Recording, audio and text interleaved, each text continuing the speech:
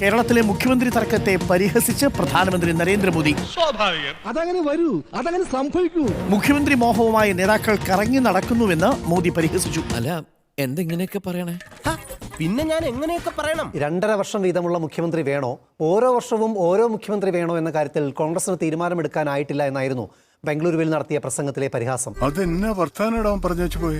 അവമാനിക്കരുത്, ഞാൻ നല്ലൊരു കുടുംബത്തിൽ പറഞ്ഞവനാണ്. നീ നല്ല കുടുംബത്തിൽ പറഞ്ഞു, ഞാൻ പിന്നെ മറ്റേ കുടുംബത്തിൽ പറഞ്ഞാണല്ലോ. अरे भाई, केरल में तो पूर्ण बहुमत है, वहाँ तो बना लो. ये इकोसिस्टम केरल के लिए चुप है, नेता नहीं तर्क पा रहे. എന്തോ കുത്തി പറയുന്ന പോലെ എനിക്ക് ഫീൽ ചെയ്യുന്നുണ്ട് കേട്ടോ. കുത്തിയില്ലല്ലോ, കുത്താൻ പോണല്ലേ ഉള്ളൂ. 2.5 साल की फॉर्मूला करे कि 1 साल के 5 मुख्यमंत्री की फॉर्मूला करे, अभी तक उनको नतीजा हाथ नहीं लग रहा है. എന്റെ സ്വഭാവം അങ്ങനെ, ഞാൻ വെക്കുമ്പോ എല്ലാവർക്കും ഇട്ടൊന്ന് കൊള്ളും. A few moments later. സാധാരണ സിനിമകളിൽ കാണുന്ന ഒരു സ്ഥിരം നമ്പർ അവിടെ ഇറക്കാൻ പോവാ. ഒത്ത നരേന്ദ്രമോദി ആലോചിക്കേണ്ടത് ഡൽഹിയിലെ മുഖ്യമന്ത്രിയെ പ്രഖ്യാപിക്കാൻ മോഡിക്ക് 50 ദിവസം വേണ്ടി വന്നു. അതെന്തിനാടാ പന്നിപ്പ പറഞ്ഞത്? ആരോടെങ്കിലും ഇതൊന്നും പറഞ്ഞില്ലെങ്കിൽ എനിക്കൊരു മനസ്സമാധാനം കിട്ടണ്ടേ? മറവി രോഗം പ്രധാനമന്ത്രിക്ക് ഉണ്ടെന്ന് എനിക്ക് ഇപ്പോഴാണ് മനസ്സിലായത്.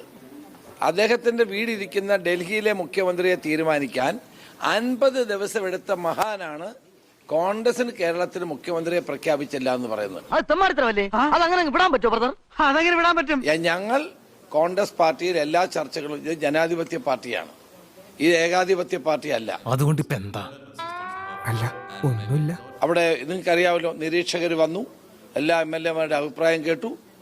ഞങ്ങൾ എല്ലാവരും കൂടി ഒരു പ്രമേയം പാസ്സാക്കി കോൺഗ്രസ് പ്രസിഡന്റിന്റെ കാര്യങ്ങൾ ചുമതലപ്പെടുത്തി. എന്താ വിശ്വാസമാവണില്ലേ? നിങ്ങൾ ആദ്യം ചെയ്ത് കാണിക്കുക, എന്നിട്ട് നമ്മൾ വിശ്വസിക്കാം. കേരളത്തിലെ മുഖ്യമന്ത്രിയെ സംബന്ധിച്ച കോൺഗ്രസ് ഹൈക്കമാൻഡിന്റെ പ്രഖ്യാപനം നീളുകയാണ്. ബംഗളൂരുവിലുള്ള കോൺഗ്രസ് പ്രസിഡന്റ് മല്ലികാർജ്ജുൻ ഖാർഗെ ഡൽഹിയിൽ മടങ്ങിയെത്തിയ ശേഷമേ അവസാനവട്ട ചർച്ചകൾ നടക്കുകയുള്ളൂ. നന്നാവില്ല, ഇവന്മാരൊന്നും ജീവിതകാലത്ത് നന്നാവില്ല. എല്ലാവർക്കും സന്തോഷമായല്ലോ, എനിക്ക് സന്തോഷമായി. എല്ലാവർക്കും